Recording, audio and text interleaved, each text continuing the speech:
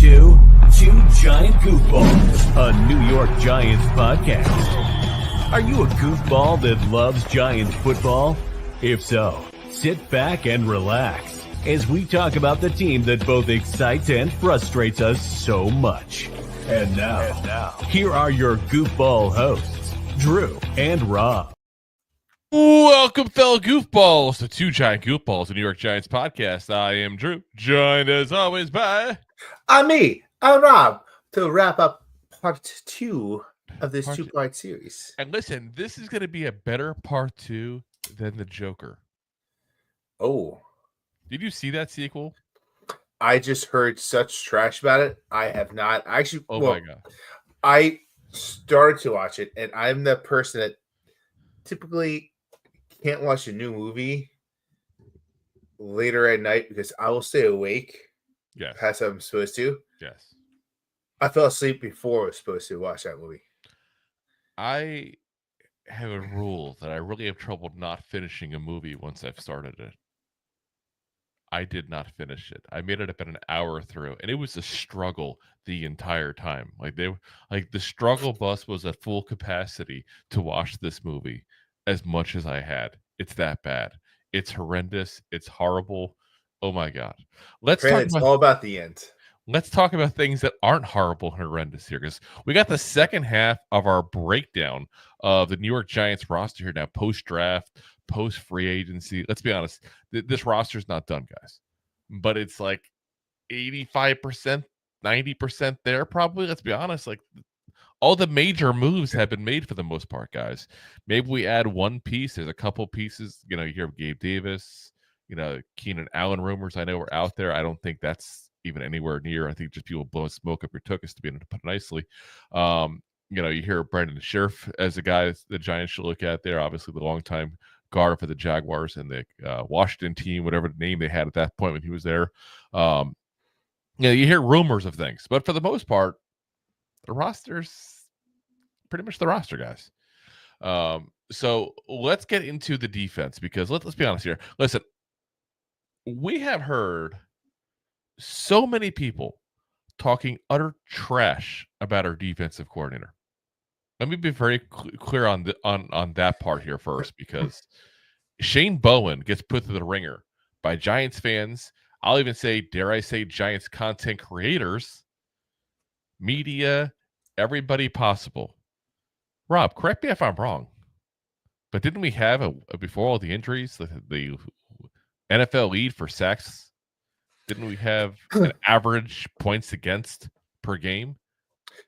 Our defense was the best part of our team. Yeah. The offense, meanwhile, had trouble putting up one touchdown, and that's the one. But let's focus on the defense, people. That's clearly the problem. Yeah.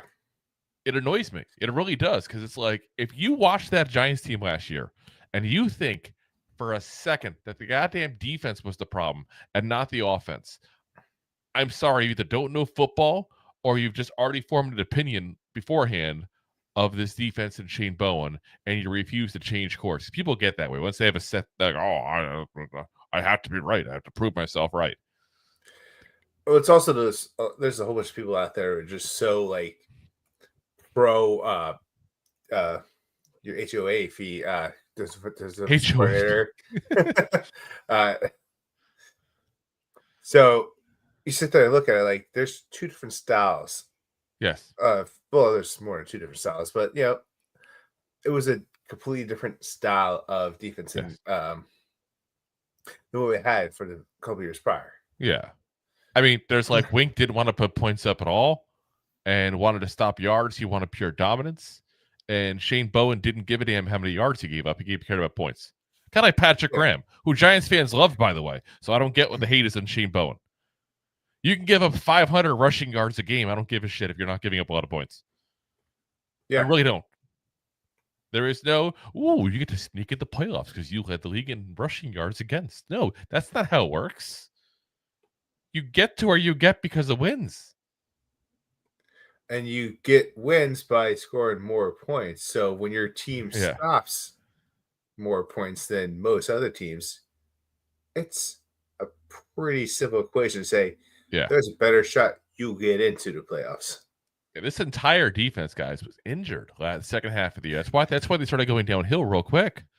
Like I don't get the hate. I really don't. So I just wanted to throw that out there too. A little support for Shane Bowen, because the poor guy, like I said, he gets beat up in every part of Giants media there possibly is. I hear fans all the time trashing him. Listen, give him a chance, because the first half of the year that defense looked good. You can't judge the second half, because let's be honest, you had two problems you were facing. One, every single base loose star was injured on the team. You know, Okereke was hurt and eventually had to end his season. Dexter Lawrence ended his season. You know, obviously Kayvon Thibodeau was out for a while. Brian Burns was playing hurt for much of the year. Like, guys, you got to give it a chance. And look how many players. Go look at week 17, week 18. Look at our defense starting lineup compared to week 1, week 2. Oh, completely different. Do that, and then say, oh, it's clearly Shane Bowen's fault. Yeah, you can't do that. No, it's not fair. And like I said, you look at what we did, and this defense, like I said, was leading the league in sacks, and it was average in points against. And I have to say average is a good thing, because when your team is literally scoring the least amount of points, that means your defense is on the field a lot. Yeah. So, you know, that's a potential hindrance. They could also make the claim that take the foot off the gas, and it helps too. There's both sides of the coin. All I'm saying is, let's give Shane Bowen a chance this year. Let's see what he's got with a revamped defense, with hopefully a much better offense. Let's be honest, there's nowhere to go but up. And let's see what he can do. And if he can't do right this year and everybody's healthy and the pieces are all there, then fine. Bash him all you want at that point. Let's say to get rid of him at that point. Hell, Rob and I will probably join you at that point. Yeah. But I'm not going to give up on a guy who's had half a season of a healthy defense and didn't perform bad with it. Like, I don't get the hate, guys. Have a little patience. If we got rid of people because they have a season of failure, which is only the second half of the year, you could say the defense failed. Again, all hurt, but, you know, how many players will we not have? So I say half your defense was off. Half your roster was not playing. Well, look at some of the star players in the Giants' history. You know, Eli Manning took a couple of years to season up at that point there. Look at what's happening with, with Jay Shane. And, like, listen, we said it during this offseason we wanted him gone even. I'll say it point blank. But look at the draft he just had. Last two drafts here. Again, obviously we haven't seen this year's draft class on there. But, you know, the 24 draft class was really good. And the 25 looks to be good, at least on paper. Maybe he took just a couple of years to learn how to draft players. You know, again, you have to sometimes have patience. And I get that we as fans, you know, we as content creators don't always have it. I get it. But guys, half a season? All we are saying is give peace a chance, okay? Yeah. So let's get into that defense, though. Let's get into what we got here. Right into that D-line. Whoop! Whoa! And let's be honest, this was a spot that Rob and I were sounding the alarm on so much last year. It's not even funny before the season, and for whatever reason, it got completely ignored. It's if the Giants thought, well, it's on a 3-4. You only really need 3 defensive linemen, so let's just go ahead and put Dexter Lawrence and just whoever next to him, and they'll be fine because they got Dexter Lawrence in the middle. It's not how it works. And thank God Dexter Lawrence was as good as he was for the 2/3 of the season or so he played, because let's be honest, we needed a dominant performance by him. That's what he gave us again till he got hurt. So obviously we got Dexter Lawrence back. We got Chauncey Golston now, free agent from the Cowboys, which I love because it helps us. It hurts them. I love taking from a divisional rival like that. You know, steal from the talent pool around you. Yeah. And, you know, I wasn't sure where they put Chauncey at first because he's a little small for a 3-4 end. But as of right now, again, as we said, we did the offensive part there for you guys on Monday. The Giants do not have the depth chart out, obviously, yet. They don't put that out till much later. But this is the one that ESPN has, and that's where they're listing them. And they list them based on what they hear, what they see, and that kind of stuff as far as that. So Chauncey Golston listed on there. Rakeem Nunez-Roches who, like we said before, has kind of disappointed his first 2 seasons, going into his last year now on contract. And be very frank, needs to have a good camp to stay in contract because it's not a friendly cap number he has. And the Giants can save some money if he ends up getting moved on from it. I hope not, because he's one of the very few veterans we have. He's one of the guys that, if you look at what he's done besides his Giant career, it's been decent. And we said going into this when we first signed him, he is a low-end starter, high-end backup. Yeah. And what we've had is we forced him into a starting position and then complained he's a low-end starter. If you knew football, you could have said that was going to happen to begin with. So, I do think you're going to look at him now as a guy that you can go ahead and put in as a backup if Chauncey Golston, the guy we're going to talk about in a minute here, or the rookie Darius Alexander, if you put those two in starting positions, it allows you to put Rakeem Nunez-Roches as your fourth defensive lineman, your rotational guy. You're rotating in to give people spells there. The guy you're going to head and maybe put in when you need extra defensive linemen on a short yardage kind of situation there. That's what his role should have been all along, guys. And I'm just curious to see if he makes it there, because the Giants do save about $3.6 million if they cut him. Ooh la la. Yes. So only having to eat 1.4. So I mean, that's when you get a $5 million contract and 3.6 of that is not guaranteed. You better show up at camp. But I do expect them to do so. I still think the Giants would not be stupid to go ahead and have a talk with them about restructuring. Even if we had to add another year onto it and say, listen, we're not going to pay you $5 million. Would you take $6 million over 2 years? Or, because otherwise we're probably going to cut you. That's not a real $5 million right now. It's a $1.5 million. 100% is.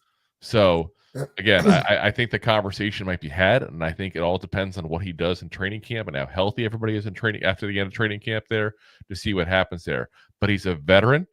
He is a leader. He is one of the very few guys that has actual success in this league that we have on the defensive line. Like, there's not a lot of veteran depth in this line. It's a lot of them are people who are young players and never has-beens. It's the truth of the matter. Not nearly as bad as last year, but you still got a lot of those guys on there. So, like I said, I think Nunez-Roches, I think Nacho's got a spot on this team as a backup. I just think he might have to take a pay cut at that point to go ahead and keep that spot. And then we got the aforementioned Darius Alexander. Again, our third-round pick this year out of Toledo, a guy that most people had a second-round grade on, so really a steal of a pick there. I'm very excited for what he can do.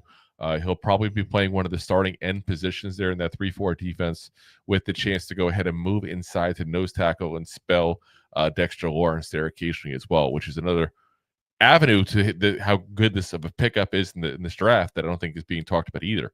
Because Dexter Lawrence, that poor guy, like, you knew he came out of the game, he's going to give up a 5-yard gain. Like, he was the only guy stopping the run on that defensive line last year. Yeah.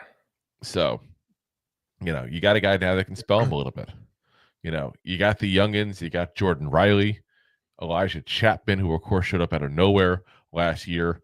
You got Jeremiah Ledbetter, Timmy Horne, Roy Robertson-Harris, DJ Davidson, Corey Durden, Elijah Garcia, and Casey Rogers. You notice how quick we're going through these names, guys, because it's a whole lot of not much. Just being very frank here. And this is why I say that I think Nunez-Roches has a place in this team still, guys. And I think it's, again, you have to try to get a pay cut out of him. But if you start off with Dexter Lawrence, Chauncey Golston, Rakeem Nunez-Roches, Darius Alexander, that's 4 right there. You want to throw maybe Elijah Chatman in? That's 5. You see what I'm talking about, the numbers here. Not so deep.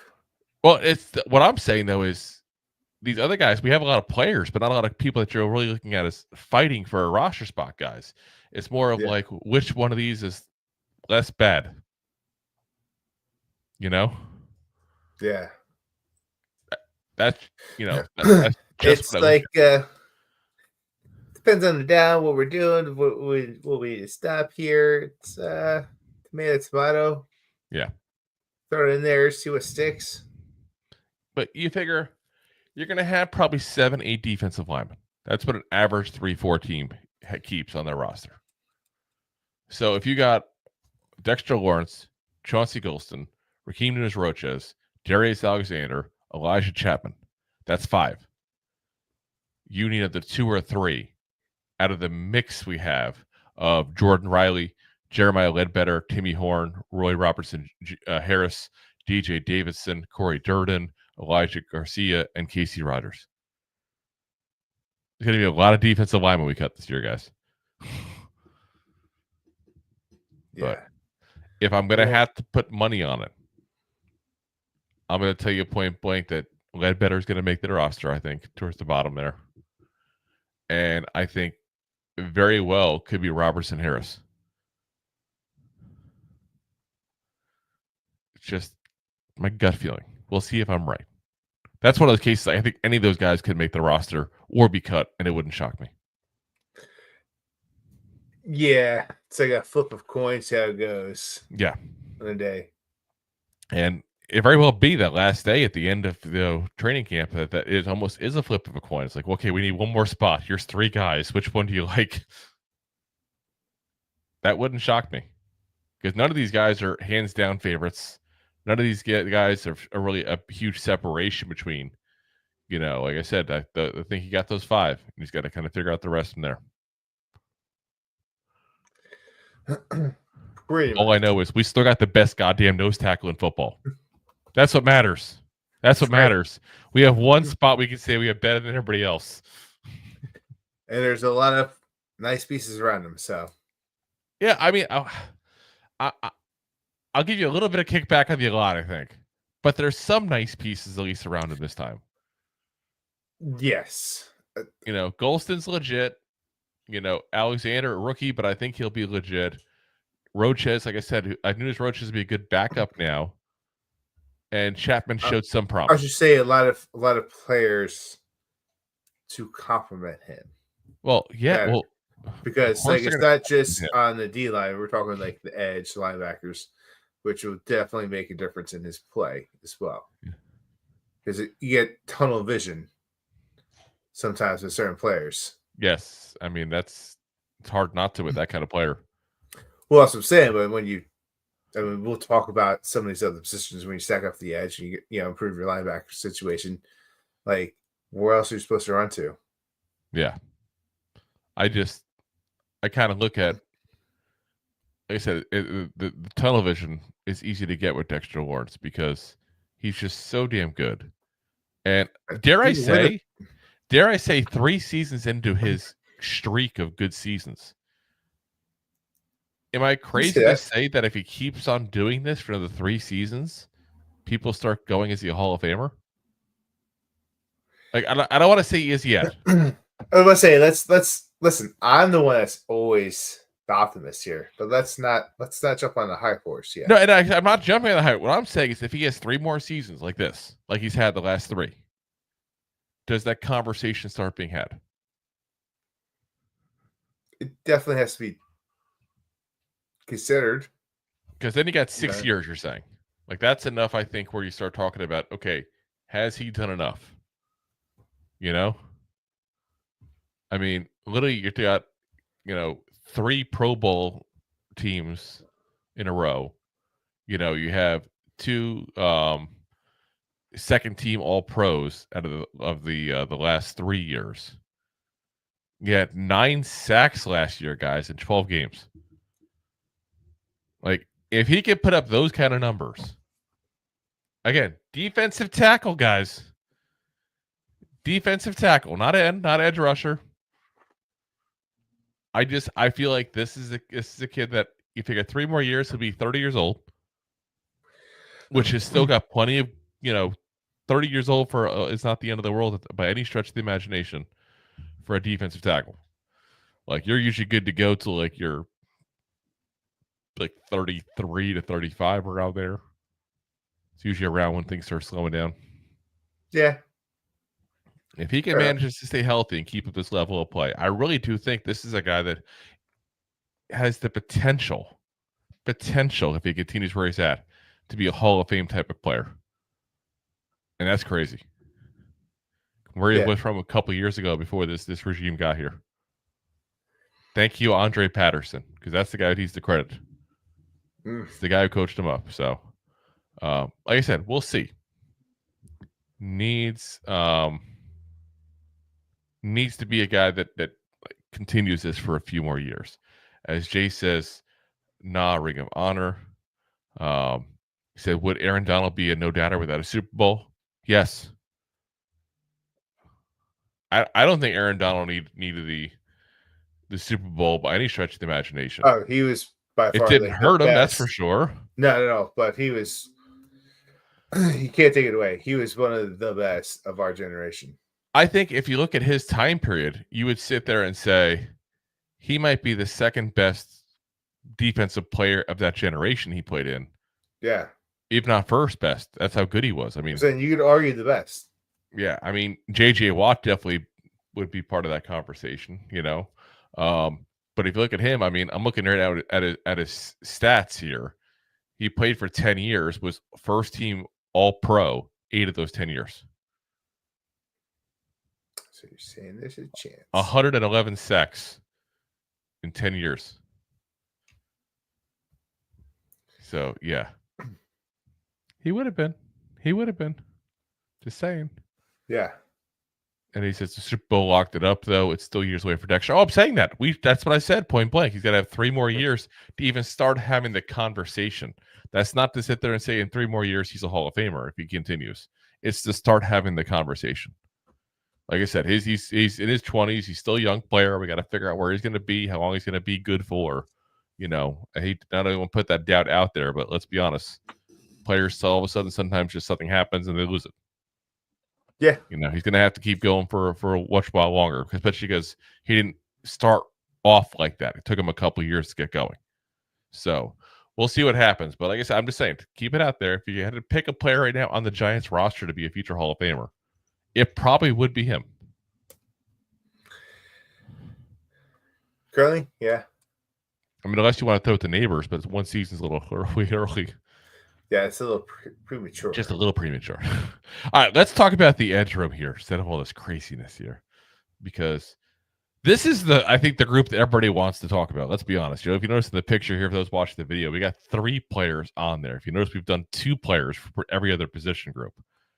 We couldn't just not include all 3 of the big 3. Brian Burns, Abdul Carter, Kayvon Thibodeau.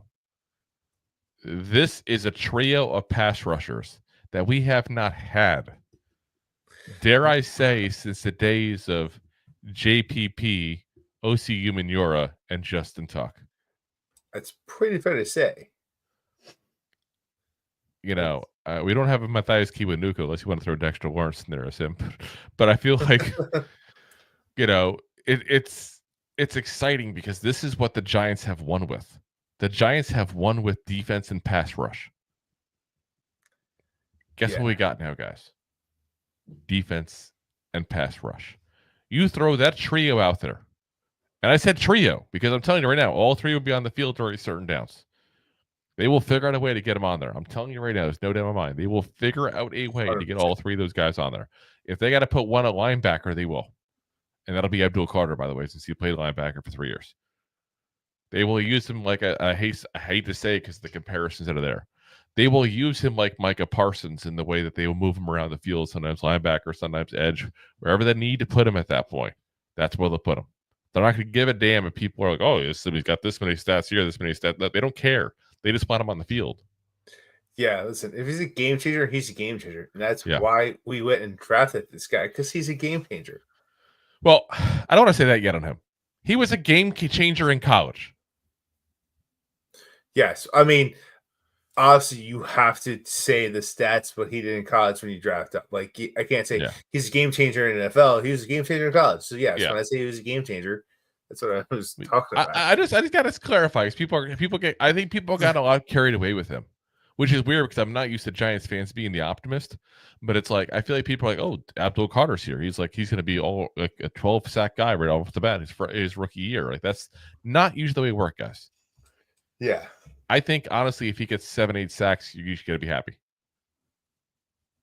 And I know that may be much lower than a lot of people are predicting for, but I got to keep the realistic options here for him. You know, I think that you look at what's going on with players when they come out. It's not very often that they come out like Micah Parsons did a couple years ago, who he keeps getting compared to. People are acting as if the Giants got their Micah Parsons now. You know, like that's not a realistic thing to put on him. Micah Parsons had one of the best rookie pass rushing seasons of all time. Yeah. That's a lot to ask of somebody. Like we demand you be one of the best of all time, or else. Or cut you. Yeah. Now, I think the bigger thing that no one's talking about is Brian Burns, though. Brian Burns was hurt for much of the season last year, guys. Point blank, if you listen to anybody who covered the team and knew things that they weren't supposed to say, they've said it since the season ended. He was hurt. The point was absolutely amazing. He was even playing the game still. You know, and he had a little bit of a slow start as he kind of got used to our defense. And me and you were kind of putting him on blast a couple times even because point blank, you know, you expect a lot of a $30 million guy. It is what it is. You don't want that kind of, you know, pressure on you, then don't take $30 million. Yeah. That's what it boils down to. But he still played in every single game. You know, 8.5 sacks on the season, 71 tackles, 17 tackles for loss. Like a really good season, guys. $30 million? I don't know. But again, hurt. You know, and you got to also keep in mind $30 million in a couple of years might be what? Above average defensive and / edge rushers make soon. So the way things are going. But I do think overall, when you consider the fact that he's still just 26 years old, actually 27 will be this year. Sorry, he was 26 last year. 27 years old. He's right in his prime. He's going to have more help than he's ever had around him. You know, we talked about when we first signed him. He had Gross Matos next to him in Carolina. He didn't have any help whatsoever. You know, last year, he got some help with Kayvon or Azeez Ojulari, depending on who was healthy that week. But, you know, he had, like I said, a really good year.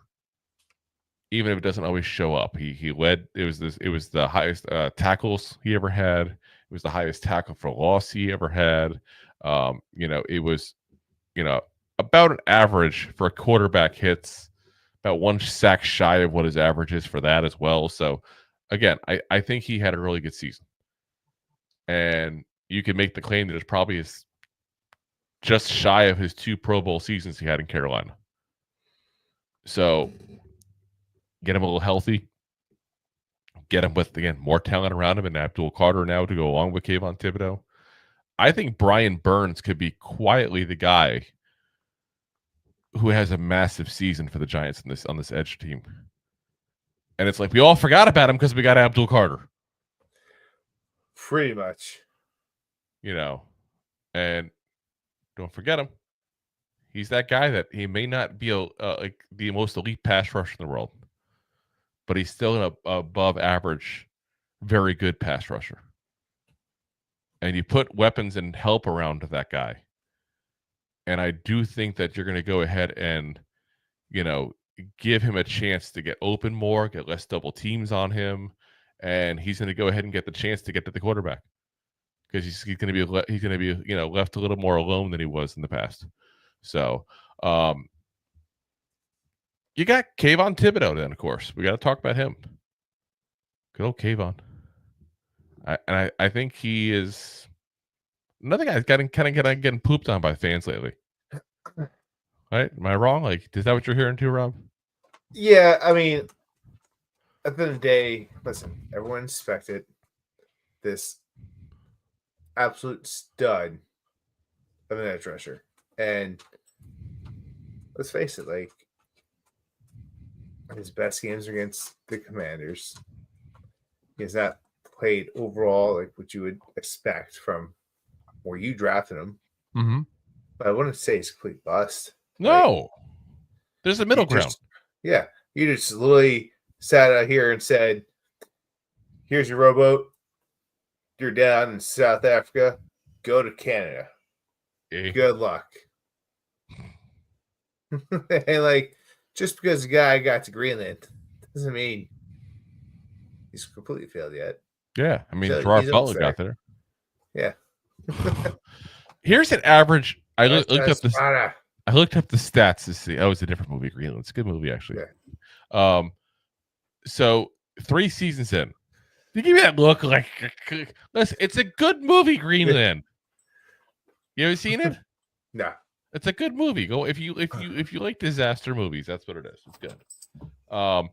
But 3 seasons in, here's a 17-game average for Kayvon Thibodeau. And listen, we can get into the injury concerns, and they've definitely been there. He's missed 8 games in the 3 seasons he's been there, so he's definitely not without his injury concerns.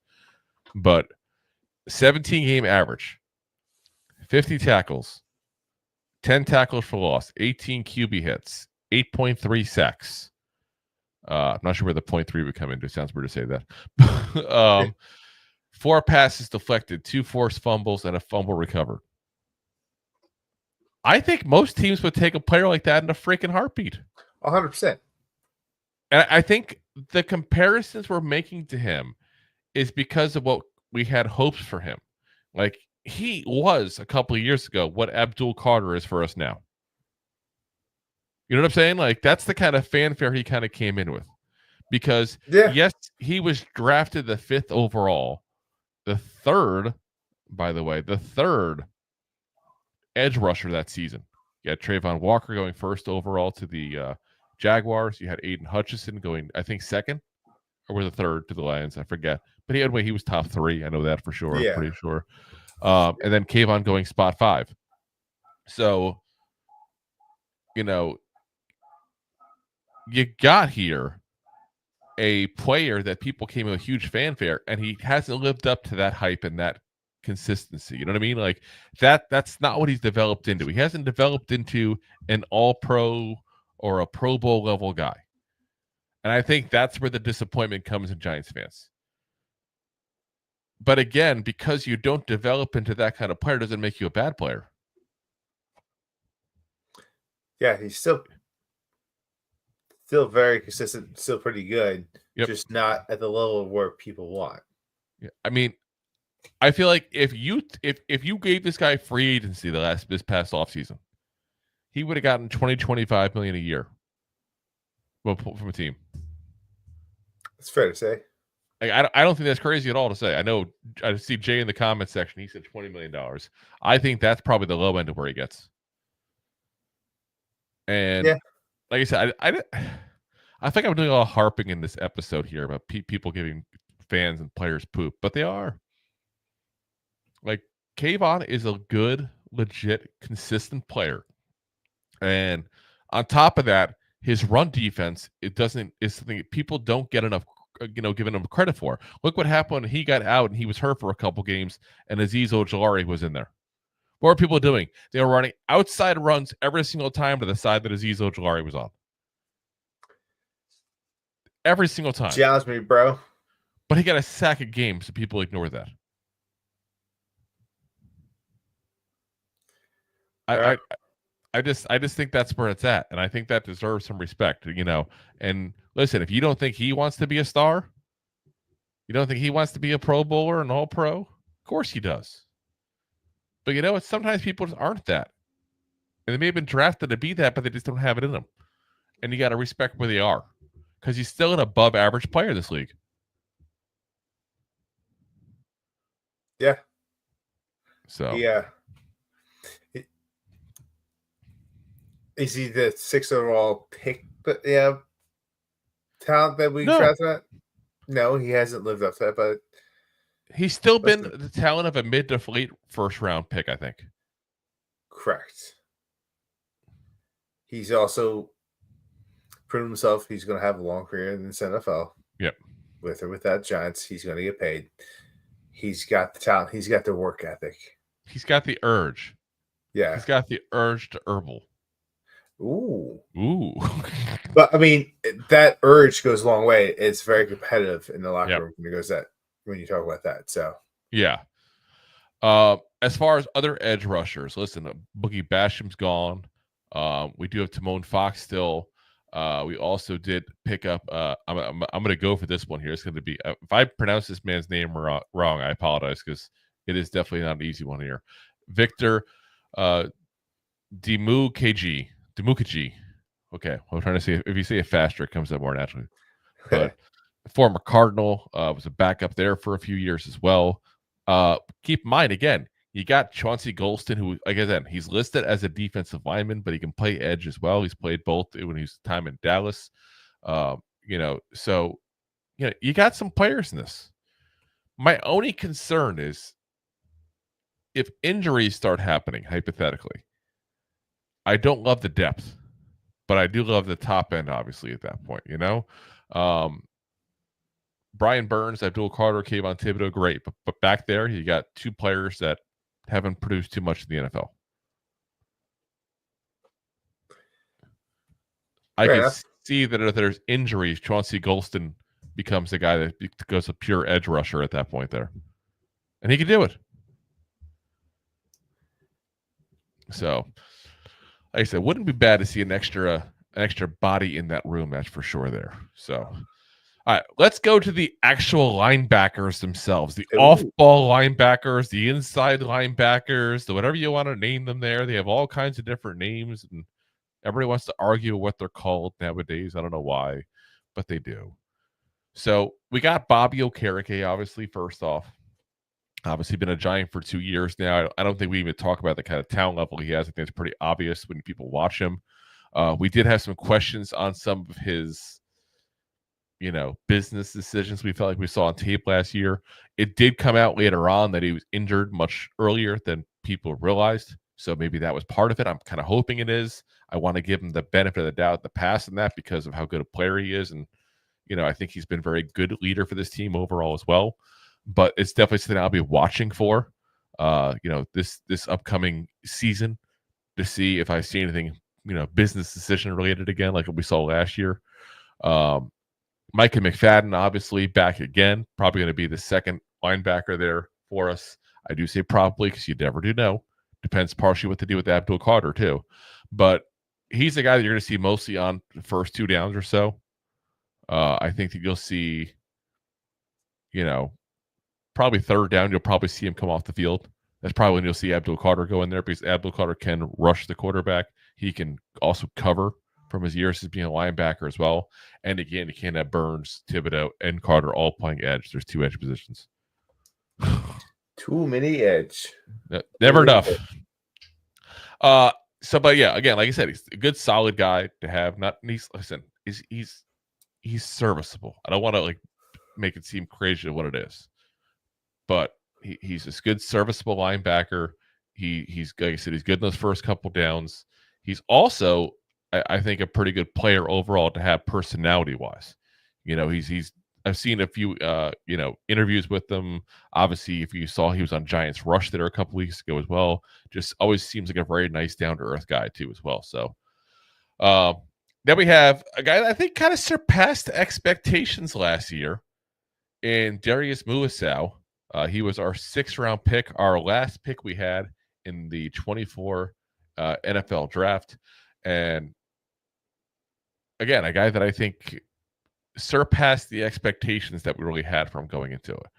You and I talked about him as being a special teamer probably that you might try to develop into a linebacker in the NFL there. Well, injuries happen. So he played in 15 of the 17 games. He started in 7 games even, had 55 tackles in the season. Also, I think he held the lead for interceptions on the season for much of the season because he was the only one that had one for much of the season. Obviously still young. He's going to be 24 this season there. Kind of curious to see what he does develop into. I do still think he is a backup linebacker / special teamer. I don't think he'll ever really challenge for a starting position, but I do think he showed something. He showed he is a actual backup linebacker. He's not just a special teamer that you hope never has to see the field. Yeah. So Then you got, of course, Deontay Johnson, who looked very good last year in preseason, got hurt. And then we pretty much, didn't see him until the end of the year. And obviously, coming off injury, you don't want to judge fully off of there. I don't know what we should expect out of him. Again, looked really good in preseason. It's preseason. Was undrafted. Also, so we talked about Webb a couple years ago, how great he looked. Yeah. So again, I don't want to overplay that, but he is a guy that potentially could be a good backup linebacker for us there. And then you got a bunch of guys who are special teamers: Chris Board, Demetrius Flanagan-Fowles, Ty Summers. I mean, that's what the Giants have done this offseason. They've loaded up on people who can play special teams. Really did. Yeah. Like, do you want to see those guys on defense, Rob? Because I don't. No. I mean, I don't know how much I want to see them in special teams, but no, I think special teams are good. It's just a matter of I think there's a plan. How many people do we need that are just special teamers? Like, is Joe Judge back helping with the roster again? Remember, we had like 3 fullbacks in the roster at one point because they all play special teams. We had more fullbacks than the entire rest of the NFL put together. Bad. This, like I said, this is definitely a group that I wouldn't mind if they brought another body in. That could be a nice depth piece for the linebacker position. Maybe plays some special team, but also plays defense. Yeah, because you guys play both. Be nice. Yeah, I mean, again, special teams overlooked. It's underappreciated. We've said that many times in the show. We do include it. We plan on talking about it today even. But, what it boils down to is I don't need 5 roster spots taken up for people that just return kicks or tackle people on special teams. I'm sorry. It's like a 10th-year roster right there. That's providing you nothing on offense or defense. Sounds a little crazy. It's a bit much. So a little costly. So again, I wouldn't mind us bringing another guy in. I don't know if that'll happen, but overall, listen, if you go with Okereke, McFadden, and Muasau with the ability to bring Carter in as a linebacker as well, you got 4 linebackers that you trust. And then, God forbid, if Deontay Johnson is healthy and looks good, you had 5 right there. It's not a bad group. It's just there's question marks I have. Like there's a little bit of, okay, what do we really have here? So don't hate the group, don't love the group. That's fair. So fair enough. Let's get to the group that really scares me. After we pay the bills. Ooh. Enjoying the show? Looking for more goofball action? Consider a membership at buymeacoffee.com/2giantgoofballs. Memberships start at just $5 and give you additional goofball access. One-time support payments also available starting at just $3. Buymeacoffee.com/2giantgoofballs. Alrighty, guys. And of course, you can also support the show by doing super chats on YouTube. You can do stars on Facebook. You can go ahead and, of course, do the Buy Me a Coffee as well. Or you can also go ahead and go to our store if you want some fun merchandise up there. Oh, Rob, you're there. I thought you left. We had no camera. Nope, he is leaving. Okay, here we go. Here, as Jay mocks his support payment thing. Listen, we need all the support we can get. God damn it. Mental, economical, not physical. I think we're physically okay. But it is what it is. But like I said, we do appreciate you guys. Listen, even if it's just watch, listen, share, like, subscribe, all things that every other show asks you as well. Listen, we appreciate you guys even just for being a part of it here. So always fun to do the show there. Rob also, Jay goes back. Want to go straight to Golden Corral gift cards? Honestly, I haven't been to a Golden Corral. I know we joke around all the time. It's like an episode thing we make it the joke about Eddie Lacy going there, but I can't tell you the last time I've been to a Golden Corral. I think it was like 2018. So I think it's been like 7 years since I stepped foot in a Golden Corral. So I've been to like all you can eat places plenty of times. Usually we do a lot of Korean hot pot places here. I do love those. They're good. It's a place with the for those who don't know, it's like you get a little bowl of soup and then you go ahead and there's like a conveyor belt that brings stuff you can put in the soup and cook it there in front of your table stuff. It's fun. It's fun. He's going to hook up a lie detector. I haven't been there in 7 years. I swear. Now, I used to go to Sweet Tomato when that was open, but that closed as well. Again, these are all Florida things. I don't know what they got up in Jersey there. Jason, do you go with Micah and the Joker? No. There's a lot of Florida Giants content creators. It's funny how that I didn't realize till recently the Joker was one of them there, but it's funny how like half the Giants content creators I feel like don't even live in New Jersey or New York anymore. So it's just we all move out. We all get tired of paying so much money to live there. So all right, let's get into the next group here. So this is probably the most important group we're going to talk about today. And why I say that is because it's hard to hit on what we think this group will be. That's the honest truth of the matter. Like, there's a lot of question marks here, and there's a lot of uncertainty, and that's at the corner position. Now, the big thing is you got Paulson and Debo. Obviously, we got there in the off season there, potentially the best free agent corner on there. Some people do definitely say that. I wasn't our top guy, but I get it that people do it. I like that people are saying we got the top guy. Broken femur though this last season here. That's a little scary coming back from a big injury like that, a lower body injury. Always freaks me out a little bit. Then you throw it into the fact that also, for much of his time with the Saints, he was a cornerback too. Lattimore was more of the CB1 there. Now, you can also throw in the fact, though, that there's some really good receivers in the NFC South. Remember we got James Bradbury a couple of years ago, and that was one of the talks. You got like look at the Bucs, for example. You got a really good duo of receivers over there with Mike Evans, Chris Godwin. You got obviously some good receivers over in Atlanta as well. It's not like he never faced top talent. So I do think he's a guy that, you could go ahead and say, yeah, okay, he was a second corner, but he still played some good guys and still held his own in those weeks, So I have hopes for him. I really do, because let's be honest, the other guy on the other side, Deonte Banks, I have no hope for. None whatsoever, guys. And I don't mean I'm giving up on him. I just mean I have no expectation of him. Like, he is what he is. He's going to be what he's going to be. And I've said it before, I'll say it again. I blame the Giants on what's happened to him and the way he is. Because the Giants thrust him into that CB1 position when he clearly wasn't ready. If you remember his rookie year, he did a couple of games. He played CB1 there. It was against the Cowboys and then against the Commanders, and he got destroyed back-to-back weeks by CeeDee Lamb and Scary Terry. Absolutely destroyed. He wasn't ready. The Giants forced him there because they ignored the position, point blank. So this year they didn't make that mistake. They went out and got Paulson and Debo.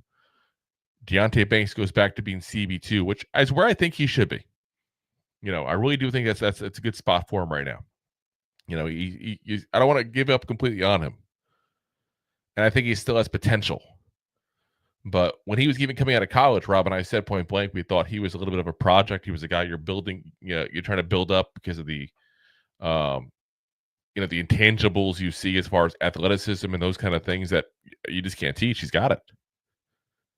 But I don't like the way he broke down last year. I get it's tough being put in a position you're not ready for. Point blank, it is. Like we can't just glance over that and make it seem like it's nothing. That is a difficult situation the Giants put him in this past year. Here's a kid, clearly not ready. Like, okay, you're the top corner. What if I fail? Well, there's nobody else behind you. Don't fail. Like, that's basically what the Giants did to him. They brought back whatever's left over of Adoree Jackson. Wasn't going to work. They had McLeod. Let him go. Cordell Flott. Not nearly the same player. I just feel like I feel bad for the kid to a certain degree. Now, keep in mind he was benched one game. There's other issues with him. There's a lot of rumors with him and Jerome Henderson. What happened there? So again, I don't know what to expect of him. And if I don't know what to expect of him, I can't sit there and have any expectations for him. So, guys, listen, he could be a great CB2 for us this year. He could be out of the league after this year. Nothing would shock me. This is as big an important transition year for him as it comes. But it's also a big, important part of what happens with this Giants defense. Because if you legitimately have just one corner you can trust, you're not going to go far. And I'm saying outside. We'll get to slot in a minute because you might be thinking that. But outside corner, if you got just one corner you trust and that's it, you're in trouble. So hopefully that's the case. Hopefully Paulson Adebo is a good, legit CB1. He's back being healthy. But there's a lot of question marks in those two. So now besides that, again, you got Drew Phillips, who was a nice shock to us. We weren't exactly too fond of the pick overall, 3rd round pick last year in 24. A guy that we really thought was going to be a guy that had to go ahead and, get built up a little, get coached up a little bit. He definitely had some issues. I thought his hips weren't exactly the best. Some of his movements weren't exactly the best in coverage. And he's a guy that really took to Jerome Phillips, which I'm kind of upset we don't have Jerome Phillips still. I thought he was a good secondary coach there. But he took to the coaching he was getting and really stepped up right off the bat last year and had a really good rookie season. So besides that, Cordell Flott, okay as a backup. Art Green, Greg Stroman Jr., Trey Hawkins III. Remember him a couple years ago was supposedly going to be great. Supposedly going to be the steal of the draft. Even national media was telling us that. Hasn't done really anything in 2 years. D. Williams, Corey Black, the rookie we got in the 7th round. Nick Jones. Like there's guys. There's bodies. But you go Adebo, Banks, Flott.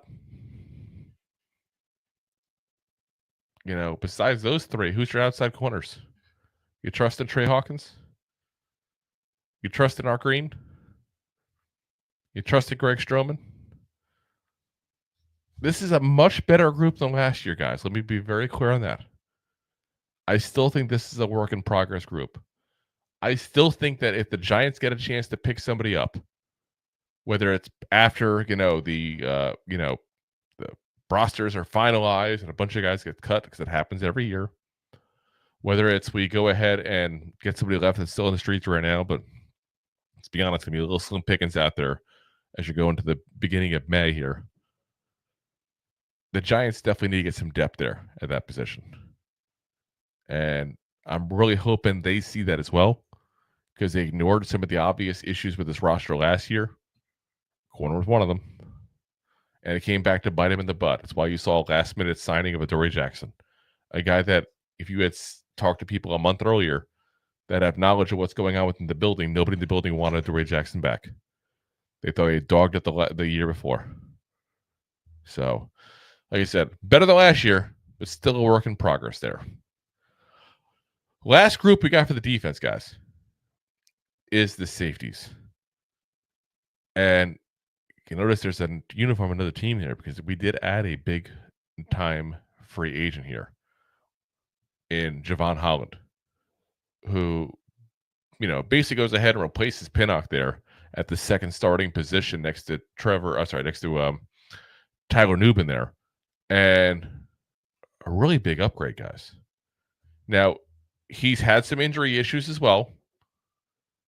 It's definitely when you talk to fans of the Dolphins there, he had a big injury in 23, came back last year, and some fans just said point blank he just wasn't the same player. We got Rob back here. There he is. There I am. So, but yeah, he's still 25 years old. He's going to be, guys. So he's just going into his prime. He's a guy that's already been borderline Pro Bowl caliber at the safety position. He is a huge upgrade, though, guys. Huge upgrade over Pinnock. And that's not me trying to be mean about Pinnock. We liked him. He was a gutsy player. He was that tried really hard player. Wasn't necessarily the most athletic in the world, but, really put it out there. Yeah. He's a Niner now, I believe. So all the best to him. Like I said, he definitely goes in the once a Giant, always a Giant category for me. You can't question Pinnock's work ethic. No. I would say he's a really hard worker. So, we just got to hope that having a guy that's more athletic, having a guy that's much better in coverage, having a guy that, has skills that Pinnock will never have, unfortunately, because of his physical limitations, his athletic limitations, that's a huge difference for us. It's just ironic that we signed, a guy a year after we lost Xavier McKinney to basically the same kind of money that we could have given Xavier McKinney. Yeah. That's just the one knock I have, and that's not a knock on Holland. That's a knock on the Giants. But it's almost kind of a kudos to the Giants as well. It's almost like you admitted your mistake. It is, and it's also the way I look at it too is the cap has changed in the past 3 years a lot. And we probably could have paid McKinney. Yeah, I mean, just last year. We had the money to do it. But there's also a lot of different moves that we spent around getting different people. Because Brian Burns, let's call it what it is. It's Brian Burns. You were getting Burns if you re-signed McKinney. Yeah, and are you happy that we have Burns now? I like him. I like him. I got to see what Holland does with this team before I can say if I prefer what happened. It's quite a part of the equation for me now. In that, it's hard to say because, McKinney he was one of those guys that just fantastic at what he did, and obviously he became what was he, fourth best last year? What, safety? Yeah. I mean, I don't know where you want to put him as far as that, but he's definitely I think he led the NFL in interceptions. He was one of the best safeties in the league. That's for damn sure. There's also in a different group with different, better corners. Yeah. So there's a lot going to it. But I do think also the issue of McKinney was also, we got to take off the field, the locker room stuff there. I mean, he was part of the whole, breaking his hand going into ATV into Mexico. He, there was rumors of him and Wink. There was him and Wink Martindale fighting like crazy from all the rumors there. Is that rumors? Is that true now? Because it pretty much he was not he kind of wanted to go out there from what I'd heard, and he was never heard back. I've never heard him say it. I've never heard Wink say it. That's the only reason I had to say rumors, because until somebody can say point blank, yes, this is true 100%, there's no doubt, then I got to say it that way. But it's likely the truth based on all the reports you've seen. And then on top of that, the guy left New York and he still was trash talking New York on Twitter afterwards. Now, he did want to be there. He did want to be there because, you talk about what happened. And again, I would keep doing revisionist history and going back, but he did point blank call the Giants, say, this is the offer I got. Would you match it? He wanted to be a Giant. So, I don't want to bash the guy when I think he left on a positive note by doing it that way. But like I said, I do think in the back of the Giants' mind, that was part of it. I don't pretend to know Javon Holland. I don't pretend to know his personality, how he is in the locker room. I never played football with the man before. So, I got to imagine, though, that they're hearing good things and they think that's not an issue. He's certainly talented. One thing I just realized too, by the way, is he's Canadian. We're picking up Canadian players left and right, I feel like. Oh, great. Don't you know, eh? Yeah, I didn't realize that before, from British Columbia, which makes sense. That he played in Oregon, I think, right? Yeah, he played in Oregon. So, yeah, it makes somewhat sense. At least not that far. What a hoser. Yeah, he was a Duck. So, all right. Other guys here. And again, this is going to be the same as corner. It's a good group of starters. But no depth. Yeah. Dane Belton, a guy that got his playing time cut last year. Anthony Johnson Jr., Jonathan Sutherland, Raheem Lane. This is another spot. I think secondary as a whole, secondary depth as a whole is going to be something the Giants should be looking at as players get cut. And we did this last year. I mean, Sutherland and Lane both came in that way. They were guys that got cut and people tried to sneak them onto practice squads and the Giants picked them up. Yeah. I mean, our secondary was a big weak spot last year, and now our secondary's a weak spot. It's the depth is a weak spot, but the starters are much better. Yes, 100%. I was just trying to equate that. Secondary's second string. So. The secondary of the secondary is an issue. Yeah. Not to make it a secondary issue. Yeah. A thirdary issue. Oh gosh. Anyway. I'll save myself out. but yeah, like I said, I think that's, it's something you got to look at as a depth thing you need there. But overall, listen, you place Pinnock with Holland. Otherwise, it's pretty much the same exact group. And Holland is a nice, a change of pace from what you have with Pinnock. He's an upgrade. Is he an upgrade from what we could have had if we kept Xavier McKinney? I feel like that's something people are going to be asking. I feel like that's going to question that's going to be happening this whole season. He's going to be kind of compared to that. But yeah, I mean,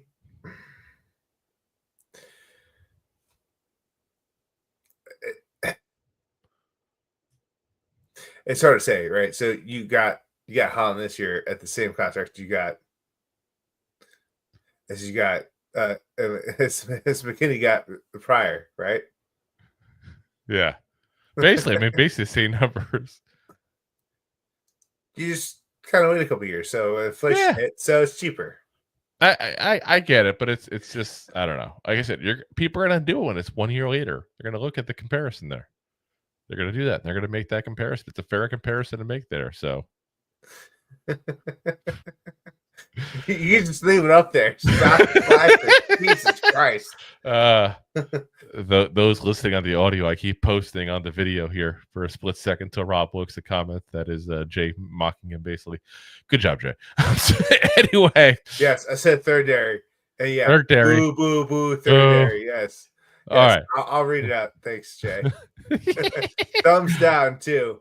Let's get to the special teams, guys, because let's be honest, it's not the sexy pick. It's not the one that people want to talk about there, but we got to at least mention it here because it's still a part of the team. And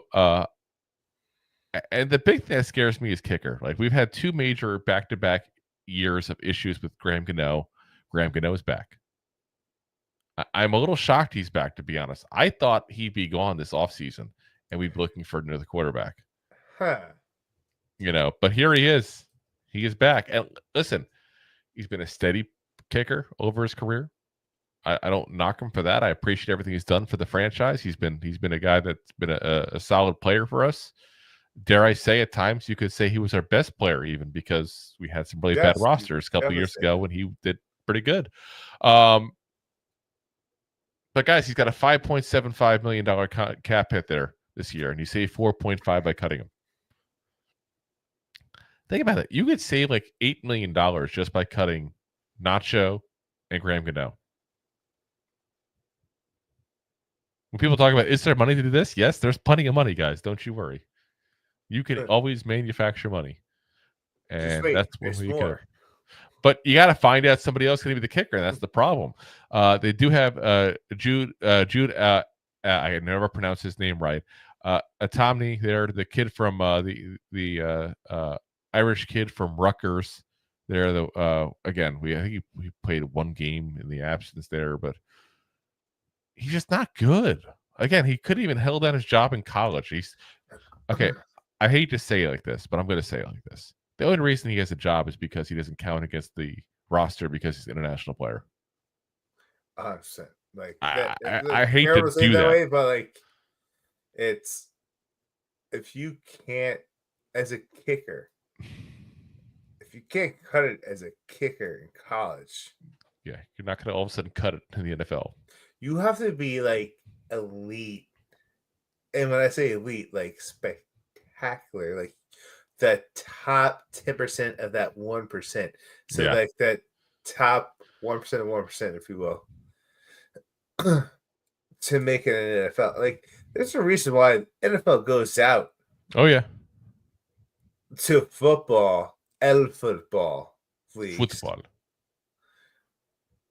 The scout kickers. Yeah. I mean, from other sports, and I think he was a rugby player or something like that when he was over in Europe. I forget what he played. But he played some game of some kind. Where they kick the ball or something. Yes. I'm looking it up here. He was a Gaelic footballer. That's what it was. He was a Gaelic footballer. Why was he licking footballs? It's weird. What a Gaelic footballer? Which I don't know the full difference. I don't pretend to know it. If somebody wants to give me what that actually is here, besides what I'm reading here with Wikipedia, feel free.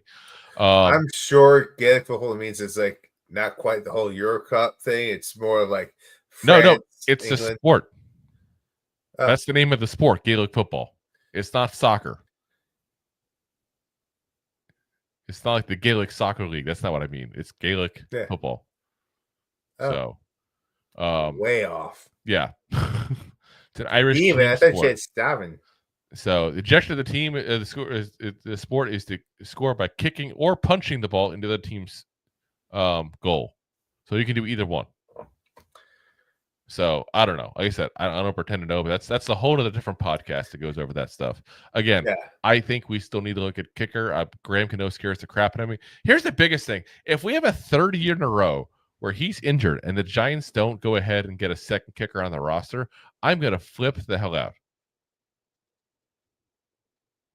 Absolutely flip the hell out. As Jay says, Gaelic football is an Irish team sport that combines elements of soccer, rugby, and basketball. Interesting. Yeah, like I said, it looks interesting. It does. Swoop looks like so I'd probably get hurt playing, but it looks interesting. Let's be honest, my knees hurt just sitting here. So on to the punter is, of course, Jamie Gillan, the Irish Hammer again. Scottish Hammer. I'm sorry, we're going wrong part of UK here. The Scottish Hammer, who again was the kind of the player we probably complained about the most a couple of years ago. The first season. The first season, yes, that we had back in 21. He would definitely be able to tell us all about games. 22. It was 22. Yeah. So yeah, that year, listen, he kept kicking the ball as deep as he could, didn't care about height, didn't seem to figure out how to aim the ball at all. Took forever to actually kick it and got a couple blocks because of it. He really improved in 23, 24, same thing. He's a solid punter. I'm okay with him. He's also doubles as a holder as well, so he serves two purposes there. Of course, Casey Kreider back as the long snapper. Again, solid player. I can't remember the last time we had a long snapper that wasn't Casey Kreider or Ozzy Diassi there. When's the last time? That's kind of crazy when you think about it. So I'm looking it up. Zach Diassi, when did he start playing for the Giants? Was 2007. And then we got Casey Kreider right after that. So we literally have those two guys, and that's it, as the long snappers for the last,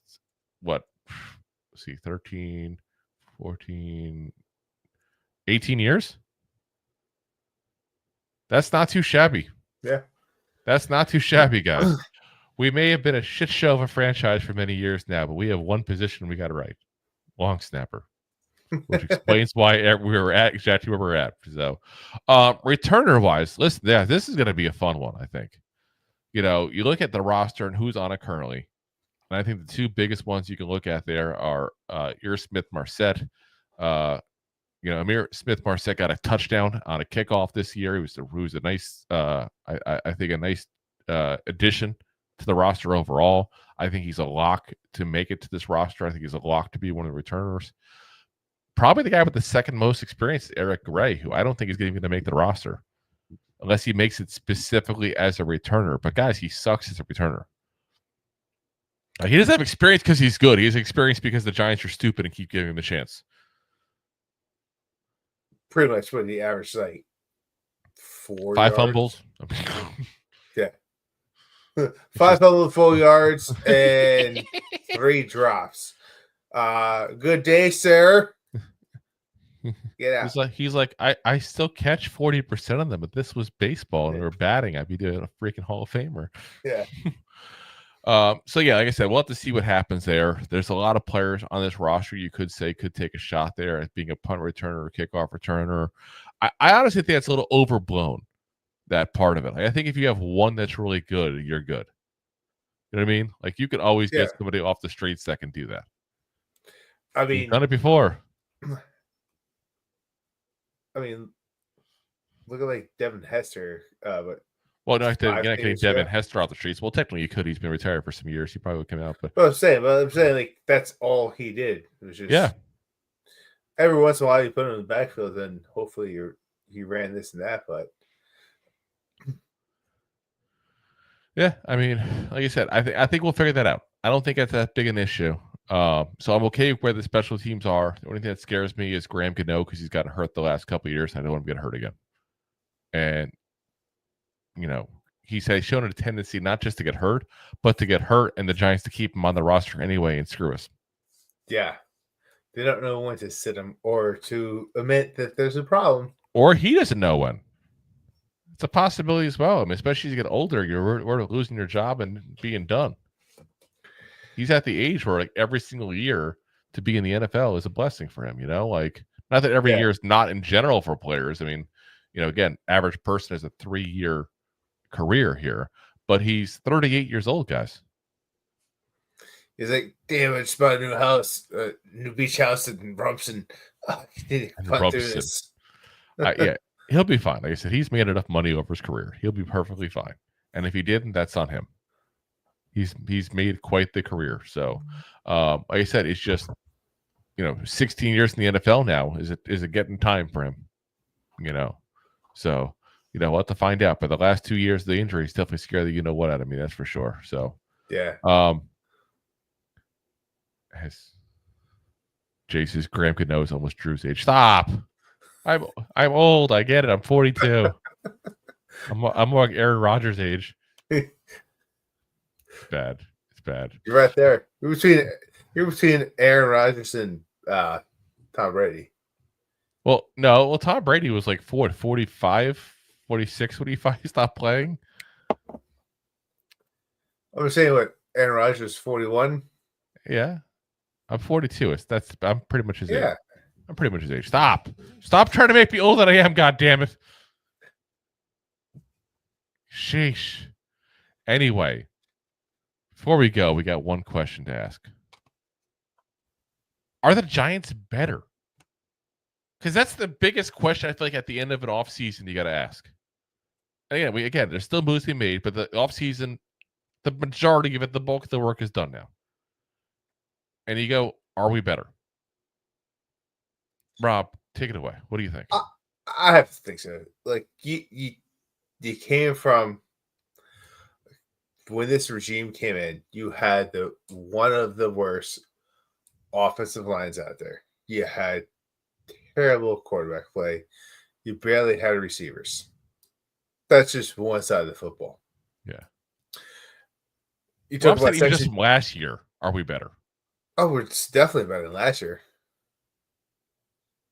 I mean, especially if we stay healthy, right? So that's our biggest part is the health. But you got Malik Neighbors is now coming to. He's going to have a better, consistent thrower to him. He'll be a more efficient player. Yes. Efficient and consistent. Yes. So you're not talking about like a lot of ints. Yes. All the ints. So your offense is going to be better. Your probably offensive line is actually going to probably play better off. The two guys are pretty much going to be starting, which is, I mean, one's going to be Russell Wilson to start, who helps most offensive lines his career. He's listen, I'm not going to sit here and kiss Russell Wilson's butt, but he is so far, hands down, better than any quarterback we've had the last couple of years. It's not even funny. 100%.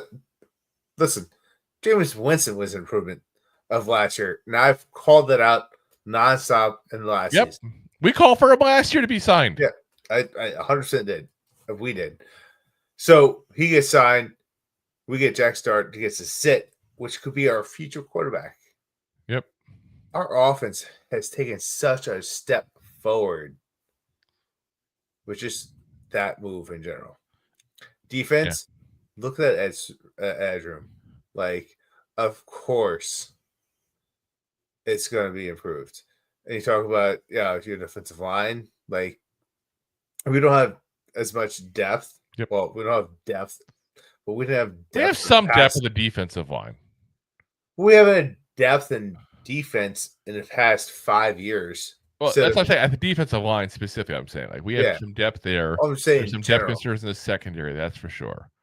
But I love what they did because it's like it was two things they wanted to do. I feel like they wanted to strengthen the defensive line and they wanted to fix some of the issues in the secondary.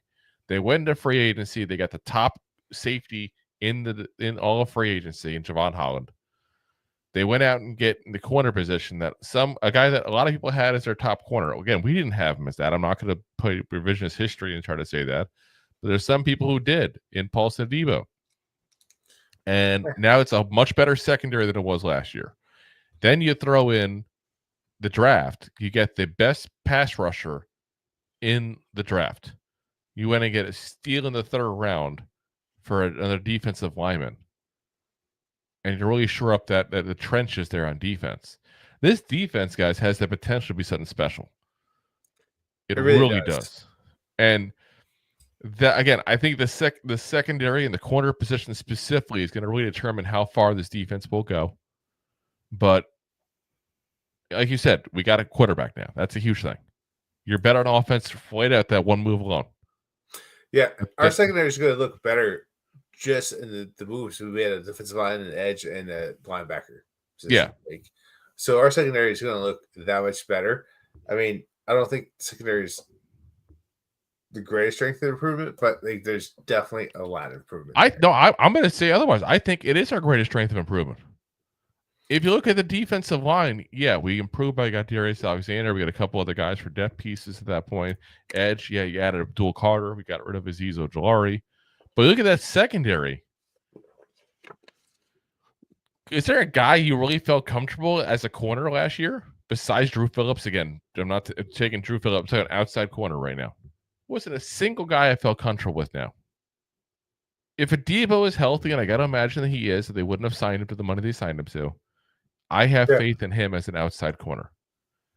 Javon Holland is such a massive improvement over Jason Pinnock. It's not even funny. I'm really hoping you're right because, I mean, coming last year, who was our strongest player on secondary? Our star player, you said? Strongest. Our strongest player in the secondary was Drew Phillips, probably. Yeah. So we were as strongest at secondary as we were last year with the strongest player. How much did we improve from him? From him? I mean, Adebo should be a better player. How good he's going to be, it depends on how good he's coming back from his injury. That's the big question. Yeah. And again, I can't answer that question. The Giants have the knowledge. I don't have it. But exactly. I feel like that's where we're at there is got a quarterback. Quarterback room is so much better. It's not even funny. 100%. You got an offensive line that at least is going to go into the season healthy. Hopefully they can actually stay that way for once. You got a second year of Malik Neighbors, a second year of Tyrone Tracy, a second year of Theo Johnson, where guys are getting better at that point just by natural progression and coaching up. Then you throw in rebuilding the secondary and free agency, building up the defensive trenches in the draft at that point. Guys, this is going to be a better team. I actually have faith in this team right now. I really do. As Christopher says, that CB from South Carolina's potential to take Tabank's job to me. That's a Donald Fortune. Listen, I'm never going to tell you that undrafted rookie free agents that come in and take the former first round pick's job. I won't go that far. But like I said, he's got actually a chance. I think as a nickel and dime guy this year. We'll see what happens. I really do. But like I said, much better roster than last year, guys. Much better roster. Yeah. So, all right. That's going to call it a night for us here, guys. We're going to be back again for you tomorrow night, 9 p.m. Eastern Standard Time. So listen, you don't have that much farther to wait for us there. We'll be right back again tomorrow.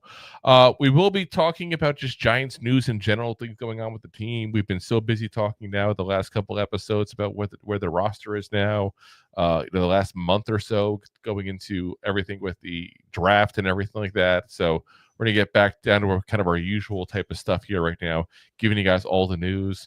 Who knows? Maybe, maybe Abdul Carter's going to be asking for 92 next. Who knows? Keeps asking for retired numbers left and right. Who knows?